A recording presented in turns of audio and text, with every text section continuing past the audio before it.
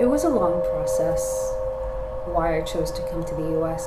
I was very unhappy back in Saudi. I was living a double life. I was lying to my family. I was lying to everybody around me. I didn't like wearing the hijab every day. It really bothered me that I wasn't going to be able to be myself. And so I left, and I honestly don't regret it.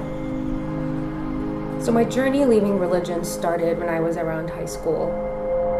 It was the year I decided, you know what, I'm gonna be more religious. I'm gonna read the Quran from start to finish, and this time I'm gonna read it and I'm gonna look really deeply in it. So this time around, when I was reading it, I reached the chapter of the book, which is called Surah An-Nisa, which means women. And then you reach the area or the verse that speaks about how the men are the rulers of women, then goes on to discuss what to do when your wife is disobedient. But the contrast was huge, whereas a disobedient wife is disciplined using, different methods. A disobedient husband is not disciplined at all. If anything, the woman gives up part of her rights, so her husband goes back to her. I was very troubled by this, so I went to my mother and I asked her about it, and I asked her why there's a difference. And her answer to me was, because when a woman becomes disobedient, then the whole society crumbles. The hijab to me represents everything that I couldn't do when I was a kid. I was 9 years old. I wasn't able to wear, dresses and shorts. I wasn't able to ride a bike outside with my friends, the boys, of course. I wasn't able to go into the water and swim with my brothers and the other kids. To me, it really does represent everything that I wasn't able to do when I was a kid. I don't think it's empowering. To some people, I guess, when they choose to wear it and they feel like the whole world is against them or the whole world is telling them that this thing is oppressive, but they don't think it's oppressive because they chose to wear it.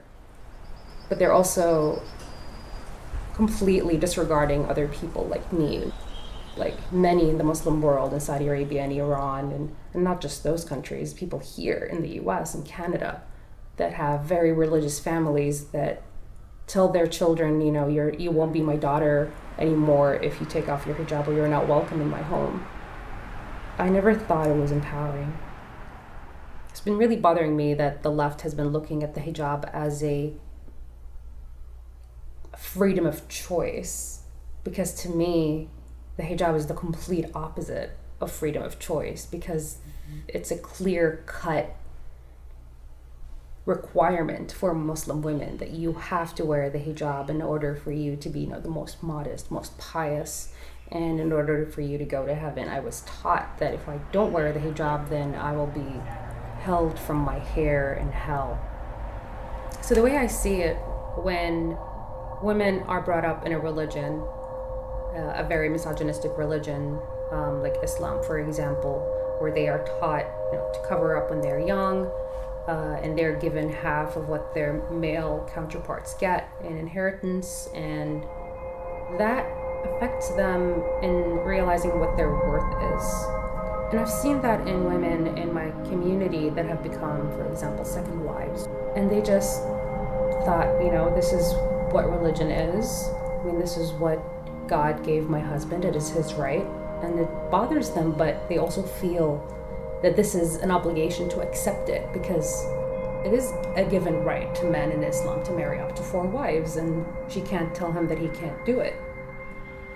I've been very happy. I was able to find someone that I love and has been very, very supportive of me. And I've been able to create a life for myself, be completely independent, and most importantly, be myself.